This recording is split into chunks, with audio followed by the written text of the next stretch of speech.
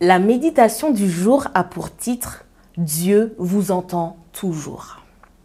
Père, je te rends grâce de ce que tu m'as entendu. Quant à moi, je savais que tu m'entends toujours, mais j'ai parlé à cause de la foule qui se tient ici pour qu'ils croient que c'est toi qui m'as envoyé. Jean 11, les versets 41 et 42.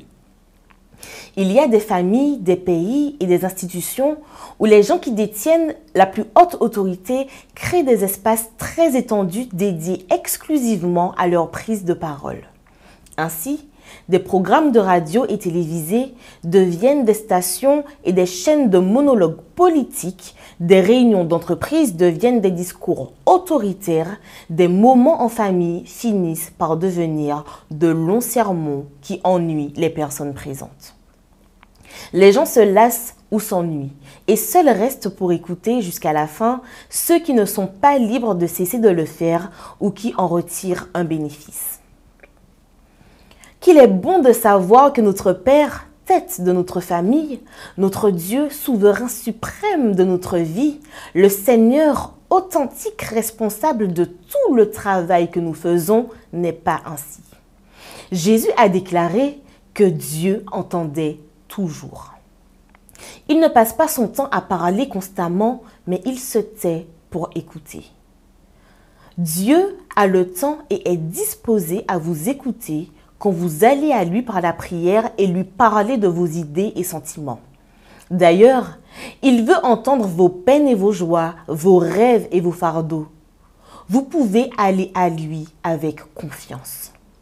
Vous ne rencontrerez pas quelqu'un au flot de paroles incessants ou qui vous interrompra quand vous parlerez. Au contraire, vous trouverez un Dieu tendre, aimant et patient qui ne vous mettra jamais dehors et qui vous écoutera toujours. Cette qualité de Dieu n'est-elle pas merveilleuse? Je suis heureuse de savoir que mon Père céleste m'écoute toujours. Surtout quand nous ne savons à peine ni ne voulons nous écouter les uns les autres et sommes frustrés de ne pouvoir trouver d'oreilles attentives. C'est un sérieux problème pour tout type de relation qui peut faire du mal et détruire. On veut seulement parler, montrer ce qu'on sait, pense ou ressent. Les conversations ressemblent souvent à un concours pour voir qui parle le plus, y compris de ce qu'on ne sait pas.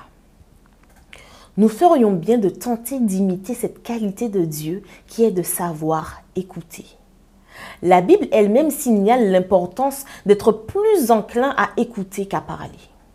Dans Jacques 1, le verset 19, nous lisons « Sachez-le, mes frères bien-aimés, que chacun soit prompt à écouter, lent à parler.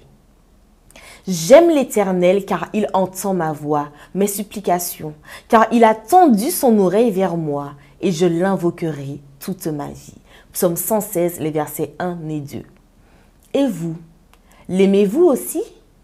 L'invoquerez-vous tous les jours?